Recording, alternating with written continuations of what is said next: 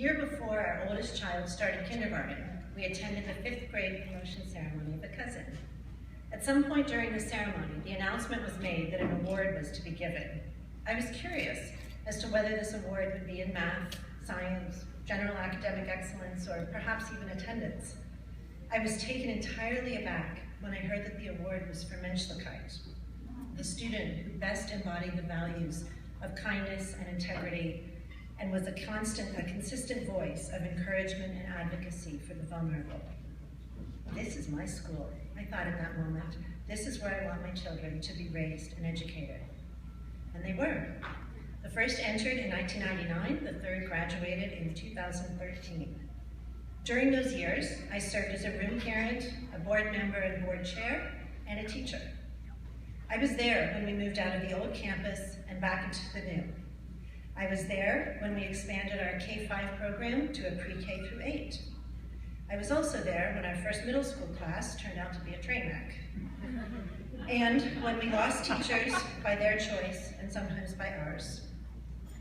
And when we took several tries to identify the best leadership team for our school.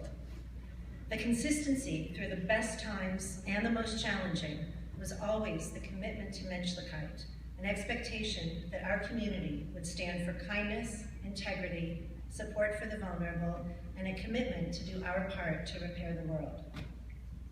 It's my connection to and belief in the values of the Yavne community that led me to look at education in a larger context. I teach middle school students the tools they need to become global citizens, to understand that awareness of an injustice is simply the first step to combating it. We use a variety of tools as are appropriate in the particular situation: philanthropy, social activism, political advocacy and lobbying, service, and peer modeling. When our youngest daughter enrolled in public high school last year, I saw a good deal of injustice, primarily the dramatic and not decreasing achievement gap between students of at least some modest means and those, primarily English language learners and most often of Latino heritage, students who live in abject poverty. Our public education system is failing those students in frightening numbers.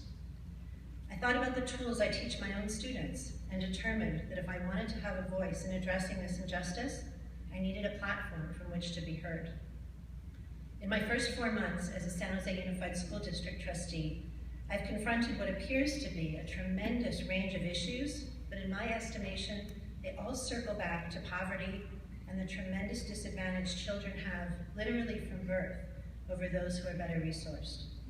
There's a lot of work to do, and I'm grateful to be part of the conversation and plan for action. Tonight, the conversation will have a slightly different focus. The future of day school education, Jewish day school education, is not wholly unlike the future of public education. The population and resources differ, but the notion that business as usual won't cut it is the same. In public education, we're being introduced to new curricular models through the Common Core.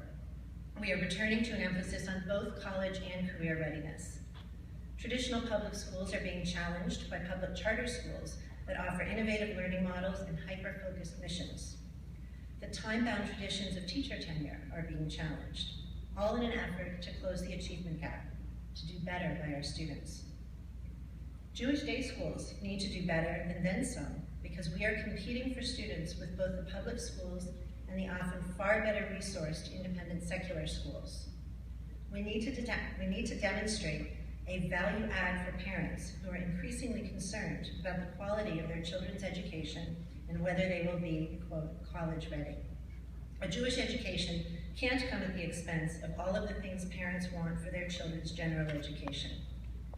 I would also add that a secular education, on the other hand, should not come at the expense of expectations of ethical behavior and a commitment to global citizenship. The Menschlichkeit that has long been a hallmark of Yavne has evolved into a formal social justice curriculum, which I have the honor of teaching. Several weeks ago, I sat with the Yavne 6th graders at the SAP Arena, along with more than 17,000 other middle and high school students, all of whom were being recognized and celebrated for their engagement in acts of global citizenship, which is the Goyish term for tikkun olam, repair the world. Our public schools are starting to understand that service and volunteerism need to be a part of our students' education, not as a faith-based value, but out of concern for the human condition. Yavne has long understood this, and now Yavne is stepping up in other ways as well.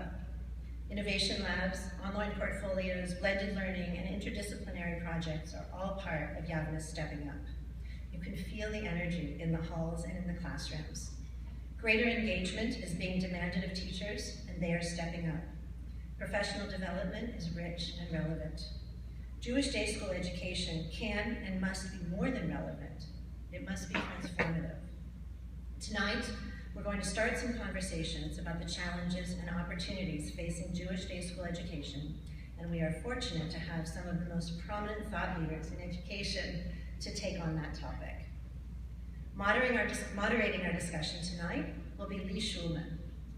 Lee was educated at a Chicago day school, yeshiva, and more particularly in his family's tiny Jewish deli. He taught at a Michigan agricultural school and on the farm, served as president of a centuries-old foundation established by a library-loving Scotsman, which I hope he will elaborate on, and has now retired to passionate engagement with research in Jewish education while still believing that the good life is a well-marbled pastrami sandwich. Our first panelist is Candace Reimers. Candace's education experience spans 20 years and ranges from teaching 7th grade history at Palo Alto Unified to overseeing global education for 15,000 Google engineers to researching organizational learning in startup companies. Though not Jewish herself, as is the case with a number of valued members of the Yavne community, Candace serves on Yavne's board of directors. Denise Clark-Pope. As a mom of 2, soon to be 3, Jewish day school graduates, and as an educator for over 25 years, focusing on issues of student engagement and well-being, Denise spends her days teaching teachers how to get kids turned on to learning, and her nights nudging parents to get their kids to turn off their technology, stop fretting over grades, and go to bed. Mark Dollinger is on our panel. Mark writes about Jews and politics, 2 subjects we are recommended not to engage in public conversation. He teaches Jewish studies at San Francisco State, leads the board at the Jewish Community High School of the Bay, and gets to learn from Zvi through trips all over the world. Please join me in welcoming our panelists.